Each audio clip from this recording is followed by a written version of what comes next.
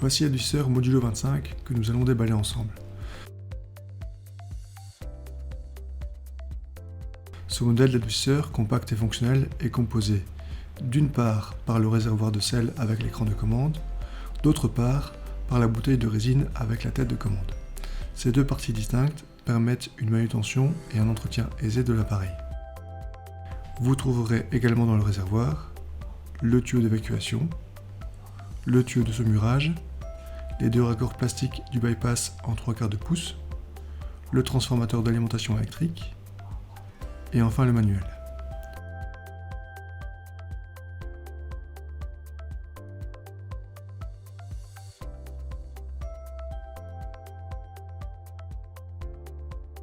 L'adoucisseur modulo doit être raccordé à la conduite d'alimentation d'eau qui doit comporter un filtre Atami d'au moins 150 microns, un réducteur de pression si la pression d'alimentation est supérieure à 4 bars. Aussi, un système de bypass est à installer sur la conduite d'alimentation d'eau. Les flexibles inox, non fournis avec l'appareil, sont raccordés entre le système de bypass de l'installation et le bypass de l'adoucisseur modulo. Pour le raccordement des flexibles, il y a lieu de bien suivre le sens des flèches qui est indiqué sur le bypass de l'adoucisseur modulo. Nous allons à présent procéder au raccordement de l'adoucisseur modulo 25. Tout d'abord, les connexions hydrauliques. Je raccorde le tuyau de saumurage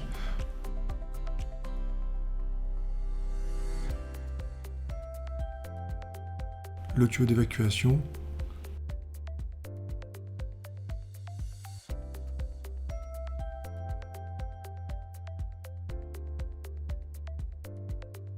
et le tuyau de trop-plein.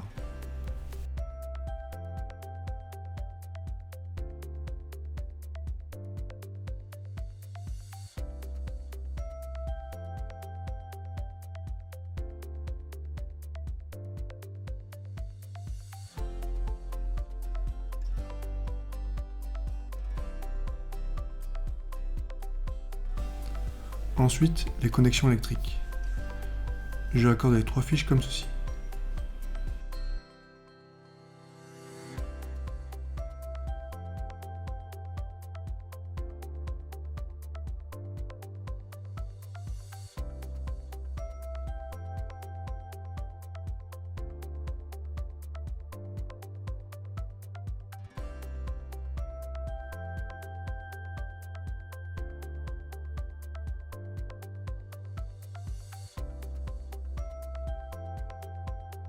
Et termine par raccorder le transformateur d'alimentation.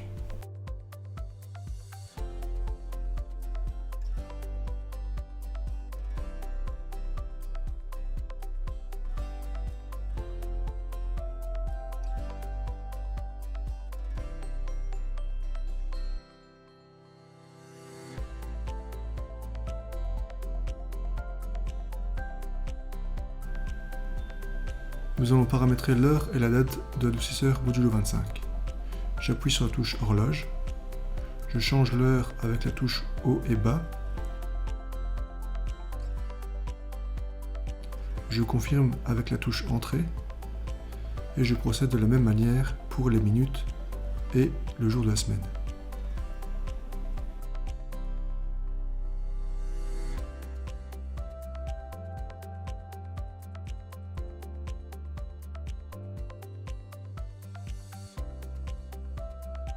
Nous allons entrer les données nécessaires au fonctionnement de l'adoucisseur modulo 25.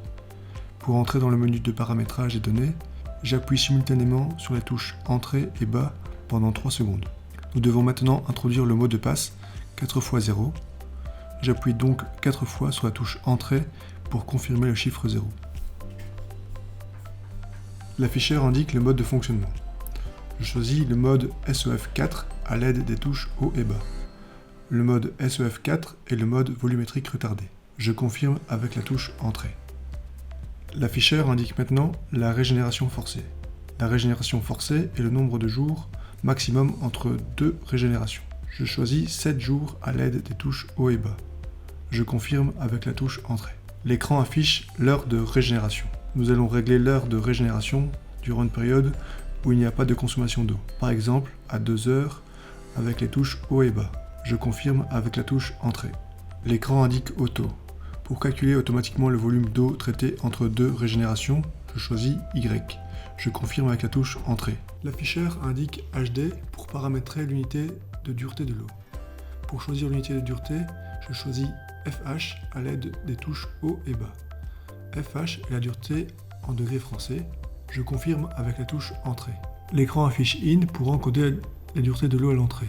Pour encoder la dureté de l'eau à l'entrée, je mesure la dureté de l'eau avant mon adoucisseur à l'aide d'un kit de test de dureté. J'encode la valeur de dureté de l'eau en fonction du résultat de mon test. Je rentre la valeur de dureté avec la même unité que sélectionnée précédemment.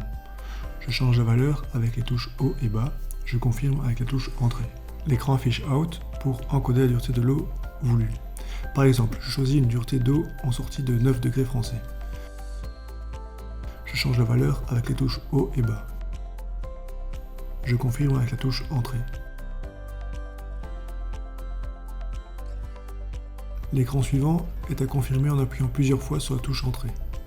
L'afficheur indique ensuite la valeur calculée entre deux régénérations. Tous les paramètres qui suivent sont pré-réglés d'usine. Ils ne doivent pas être modifiés. Pour terminer le paramétrage, je reviens à l'écran principal en appuyant plusieurs fois sur la touche Retour. Une fois le logiciel programmé, nous pouvons mettre le système en fonctionnement. Nous allons lancer une régénération manuelle pour purger l'air de la bouteille et vérifier le bon fonctionnement de chaque étape de la régénération. Pour purger l'air de la bouteille de résine, je lance une régénération. J'appuie 5 secondes sur la touche Régénération. L'adoucisseur d'eau commence le cycle de saumurage, brine. J'attends que la vanne soit complètement positionnée sur saumurage. L'indication brine cesse alors de clignoter à l'écran et le temps commence à décrémenter. J'appuie directement sur la touche Régénération pour passer le cycle de saumurage. L'adoucisseur commence le cycle de rétrolavage, backwash. J'attends que la vanne soit complètement positionnée sur rétrolavage. L'indication backwash cesse alors de clignoter à l'écran et le temps commence à décrémenter. Je débranche le transformateur de l'alimentation électrique.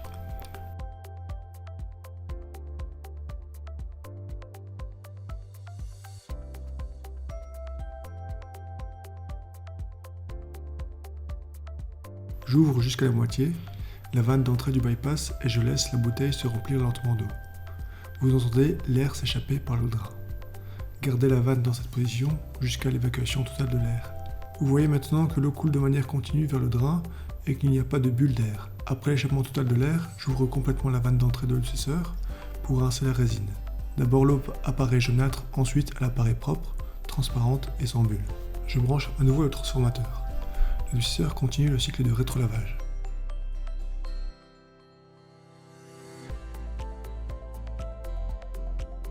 J'appuie sur la touche Régénération, l'adoucisseur entre dans le cycle de rinçage.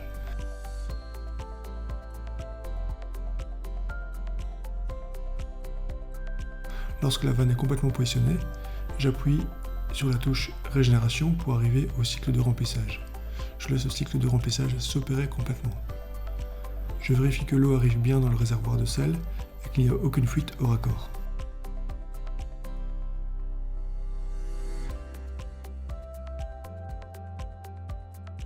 Je vérifie à présent l'aspiration de saumure. Pour cela, je lance une régénération manuelle. J'appuie 5 secondes sur la touche Régénération. L'adoucisseur d'eau commence le cycle de saumurage. Je vérifie que le tuyau de saumure aspire de l'eau dans le réservoir de manière uniforme et sans faire entrer d'air.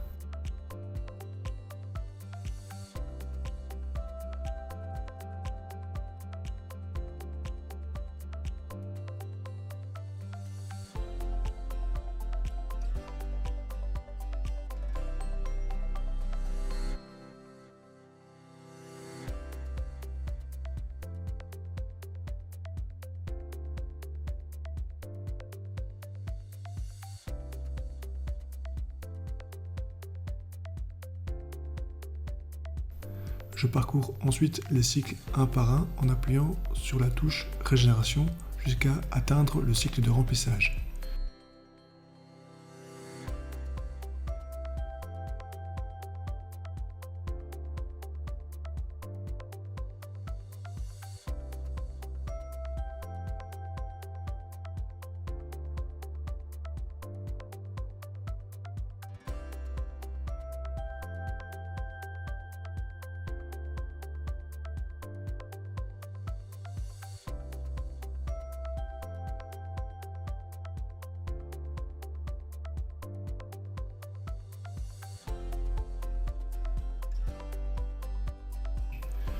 J'attends la fin du cycle de remplissage pour que le réservoir soit complètement rechargé.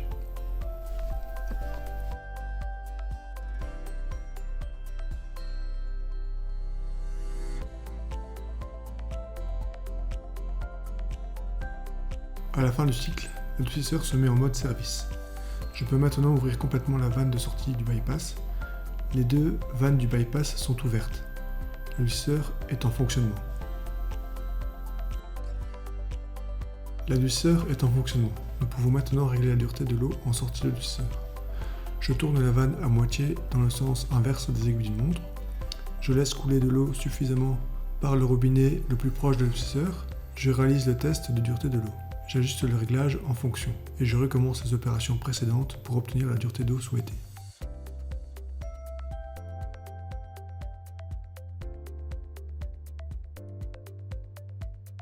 Une fois le système démarré, je peux ajouter le sel dans le réservoir.